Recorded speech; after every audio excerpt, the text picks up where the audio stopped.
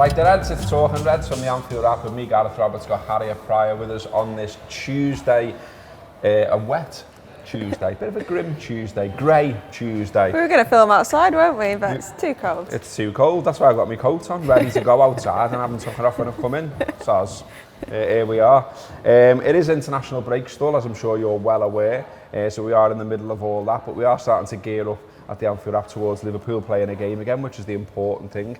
But in the meantime, I was driving in this morning and I put on the Athletics podcast. I thought I'd see what, rival podcasts are up to, see what it's like. Anyway, so I had a quick listen. John Achterberg's on it. And then Pep Lijnders joins. Now, Pep, if you're watching, and we know that sometimes you watch, you said you were going to do the Anfield Wrap, mate. And here you are on the Athletics podcast. What's happening? Wait, when are you coming on the Anfield Wrap?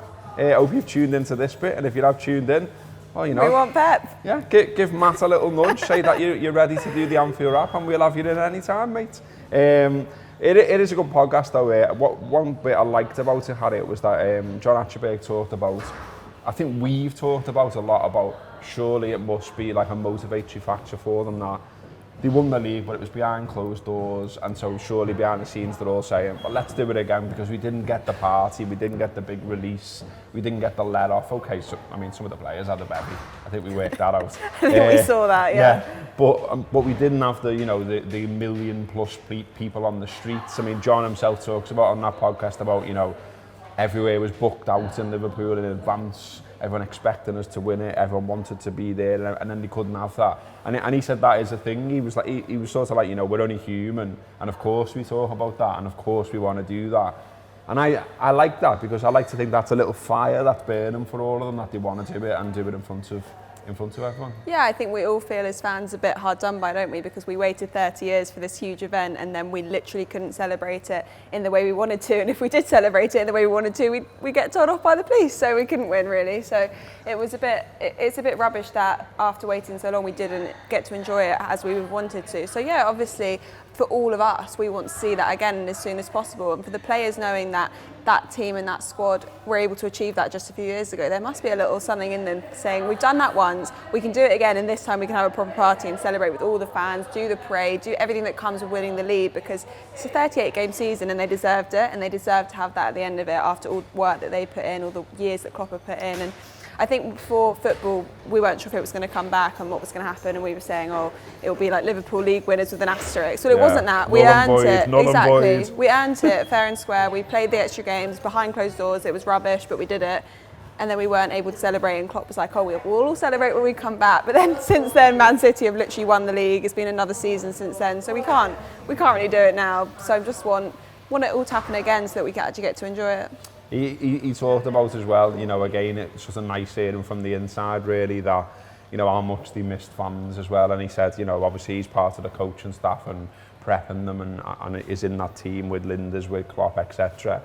And he said, they simply do run more when the fans are in. And he said, they shouldn't. And he said, but again, everyone's human and it just gets the blood pumping when the ground's up. And again, that's good to hear because we talk about that all the time. We say it all the time. You obviously have daft rival fans saying, no, that's not a thing.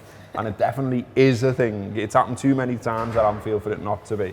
And again, it's sort of good to hear from someone on the inside that is the case. Yeah, well, I think a lot of the players have said how much of a difference it makes having fans back and how much they miss fans being there. But until you sort of hear it from the coaching staff, I guess it's a different scenario. But it's a bit of a weird situation, isn't it? Because when you're talking about them literally running less, that's not a conscious decision that they're making. They're not thinking, I'm not going to play as well, so I'm not going to work as hard. But when you've literally got a full Anfield and you've got that roar and that crowd spurring you on, and you go 1-0 down, for example, like they did a lot of times in lockdown, you haven't got anyone picking you up. And I think that's one of the things that the Anfield and the crowd at Anfield does best. Our heads never go down. Like even when we're going into a Barcelona game and we're 4-0 down in aggregate, 3-0 down in aggregate, we're still going in and being like, guys, we can do this if we're all in it together.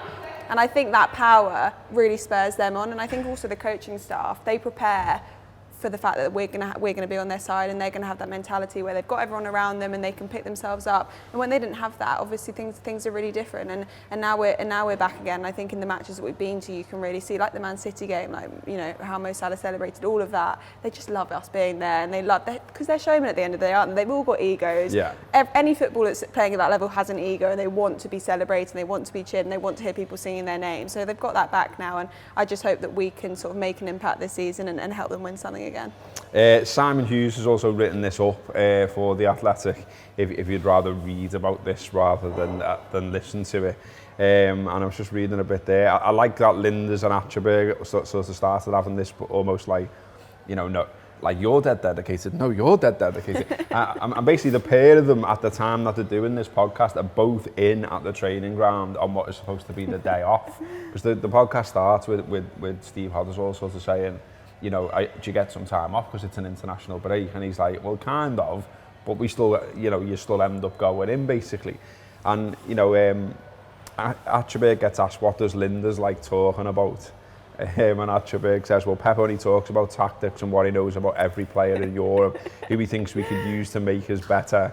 But then Linders is like, well, there's not one goalkeeping coach I've met who has the same passion as Johnny. And he says, today is a Monday and he was in the building at 8:30, even though it's his day off. His car is the only car that is always in the car park. And there's another bit before Linders stepped in where Achterberg was saying, you know, he said, he's been there 12 years now, Achterberg. And he said, people will say to me, like, you know, has there ever been a time where you've been like, oh, I don't really want to go into work today? And he said, and I can honestly say, no.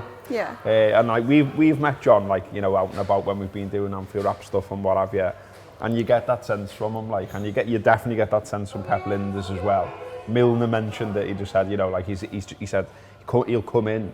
And he said he'll have like a new drill for us to do. And he said, and he's so enthusiastic about it. And he said, and you're there going, lads have just played 3 games in a week or whatever. And Pep Linders, yeah, but we've got this new regime, you know, we're going to do this today and we're going to do that today. But again, that's brilliant to hear, isn't it? You know, and you can tell that sort of seeps out of the place, doesn't it? That's what it's like. Yeah, I think from the footballers to the coaching staff to everyone that works at Liverpool on a match day, anyone, you know, any of the bar staff, anything like that, you can all tell they just love being there and they're just really grateful to be doing their jobs. And I think especially the people that are working alongside these footballers and Jurgen Klopp as well. And you can't underestimate the impact that he has and how great a manager he must be to work with. Like, why would you not love your job? And why would you come in any day being like, I don't want to do this today? I think for someone like Linders, who is literally like an encyclopedia of football knowledge, and he's able to share that and do that on a day-to-day basis and make the work that he does, you know, his sort of life, it must be absolutely incredible. But I think especially, you say it's international break and they don't need to be in, but in the midst of a season there must be just this incredible momentum if you're on the inside, that you just feel like we can keep building, and you never want to sort of take a day off or take a few days off, because you just feel like there's always work to be done. And even in international break, you've got players that are not on international breaks, so they'll still be training, and there's always stuff going on. I mean, we always think we're going to have a quiet week in international break, and it never ends up that way, does it? So I'm not saying we're working as hard as Pep Linders, but we're all here. I mean, we were working until 10:30 last night doing a little live show in Leith. Thanks to everyone who came down to that last night. Wasn't it? Yeah, it was quality. It was nice. It was a nice little reminder that, you know, like, people do love what we do, and that's always nice to know. And look, if you leave a good culture, if you leave a good workplace, sometimes you might find that the grass is not always greener on the other side. And Gini Wijnaldum has admitted he is not completely happy, his words, at Paris Saint-Germain, and feels concerned over a lack of playing time following his summer move from Liverpool. I mean, I don't want to do told you so here, because that feels a bit harsh, because, you know, Gini put everything in, played virtually every game he could for Liverpool, was the go-to for the manager so many times and all the rest of it. And I think we wanted him to stay, the manager wanted him to stay. Kind of got the sense Gini would have stayed if the contract was right, but it wasn't. For whatever reason, they were too far apart. He's left, he's gone to PSG, and now here he is saying, it's not really for me, this. He's played just 92 minutes of football in the league, and yeah, he's getting a bit frustrated with it all, not, you know, understandably so. He says, I'm not completely happy because the situation's not what I wanted, but that's football. I have to learn to deal with it. I'm a fighter, I have to stay positive and work hard to turn it around. I've played a lot in recent years for the Reds, was always fit and always did very well. This is something different and that takes getting used to. I was really looking forward to the next step, and then this happens. It's very difficult. So he doesn't sound happy there. Laughing at Jordan's making me go into a laughing fit because he's laughing at you. Oh, sorry. Was he not laughing at the dog? No, I mean, it could have been anything. Jordan communicated with a dog that went past before in dog. So like, you know, we're like, oh, look at the dog, and Jordan's like, whip. So not too sure if that's what he always does, but you know, there you go, little insight into Jordan's life there. But on Gini, like I say, I'm not doing told you so, and I'm not having a pop at him by any stretch. But what I do like about it, if like is the right word, is when players go elsewhere, like Coutinho. I was about to say, yeah, you've like seen that with Wijnaldum, Coutinho, yeah. I like to think when it doesn't work out or they're not happy, that then makes other people think twice. You know, we might be thinking about leaving Liverpool, and they think then maybe about what they've got, where they are, what they've got the chance of winning, and is that actually better to go and play in France, for instance? That's what I think about. What do you think? Yeah, I think the Wijnaldum situation is really hard because I don't think he wanted to leave, and I wouldn't have wanted him to leave. So I think when you're talking about him, like the Coutinho situation is very different because he made very clear that he didn't want to be at the club anymore. Yeah. Klopp was saying, you know, we really want you to stay, you can become a legend here, and he was like, no, I'm out. And obviously we know what's happened since. He's not had anywhere near the career that people anticipated, that he anticipated. I think with Wijnaldum it's a really different situation because he was leaving thinking, I want to stay here. I want to give more to this club, and he would have given more to this club. And like you said, every single time he played on that pitch, he gave his all. Mm-hmm. So I don't have any criticism of Wijnaldum and his decisions that he made. I think ultimately there was just too many parties that couldn't agree on the terms and couldn't agree a contract. It's a shame. It's even more of a shame that he's gone now to PSG and it's not lived up to his expectations, because I think the one sort of saving grace for him when he left was like, oh, well, I'm going to PSG, they're really on the rise, I'm going to have a good few seasons there, you know, last few years of the peak of his career, I suppose. It's not happened and he's not playing, and it's rubbish because he would have been playing for us. And especially in the last few weeks when we've had more injuries again in midfield, you'd think he'd have got a lot of game time again, and there's matches where I thought, you know, you don't like to look back, there's a couple of matches where I thought kind of would have needed him a little bit, and he's not there, and it's a shame. And I think there's two sides of it, because one side is really sad for him. The other side, like you said, is, for players leaving, is the grass always greener? It's definitely not. And playing at Liverpool is one of the best places you can play, and you can win trophies there, and the culture and everything around it is really supportive and really great. So Mo Salah, don't leave. I mean, his stock really went up as well while it was at Liverpool, I think it's worth saying, because when we signed Gini from Newcastle when they were going down at the time, a lot of people were like, well, why are we buying this player? Like, why are we buying a player from a club that's been relegated? And also a lot of their fans, like, you know, I can remember like fans from like some of their fanzine and stuff that I spoke to, saying things like, well, was never really sure about his heart, never really sure about whether he was like up for the battle. You know, there was that weird stat that's kicked around for years where he never scored away from home and all that kind of gear. And so there was a lot of question marks about his mentality, about him as a player, all of those things. And then he ends up, you know, the other side of Liverpool, and he's got 82 caps for Holland, I think it is now. Like I say, played virtually every game for Liverpool. So, you know, it worked for him at Liverpool, it just didn't work out at the end. Absolutely, and I think that's why he'll always be really grateful and never be bitter about the time that he had here, because ultimately it made him into the player that he was and gave him the platform to go and do well in international football, and gave him the opportunity to sign for PSG. I mean, imagine when he signed for Newcastle, people saying, you're going to play for PSG in a few years. You wouldn't have believed it, would you?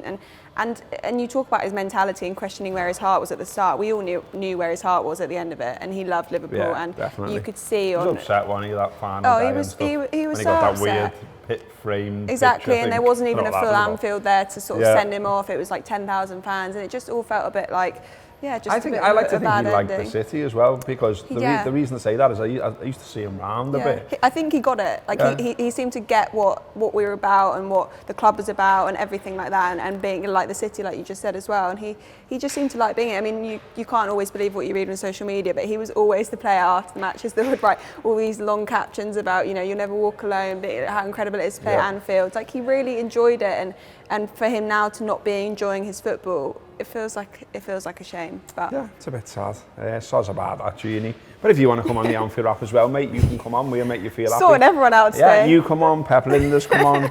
Anyone that wants to come on, give us a shout. We're doing loads more shows building up to the weekend. Watford, of course, at the weekend. Footy's back. Meanwhile, there's some international stuff going on, but hope that adds.